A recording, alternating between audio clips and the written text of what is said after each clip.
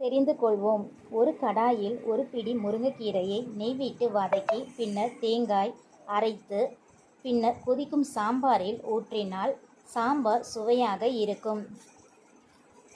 அவியல் செய்யும்போது தேங்காய், பச்சை மிளகாய், சீரகம் சேர்த்து அரைக்கும்போது சிறிது ஊற வைத்த கசகசாவை சேர்த்து அரைத்தால் அவியல் திக்காகவும் சுவையாகவும் இருக்கும்.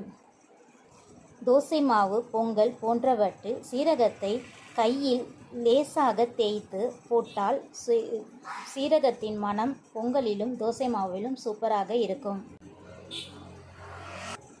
வாழைத்தண்டு கூட்டு பொரியல் செய்யும்போது அத்துடன் சிறிது முருங்கீரையும் சேர்த்து வதக்கி செய்தால் சுவையாகவும் மணமாகவும் இருக்கும்.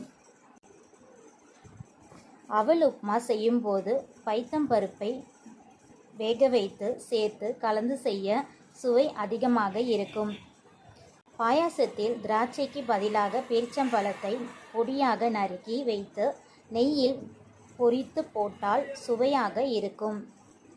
இட்லி பொடி தயாரிக்கும் போது ஒரு தேக்கரண்டி மல்லியை வறுத்து மற்ற பொருள்களுடன் பொடி செய்தால் இட்லி பொடி வாசனையாக இருக்கும்.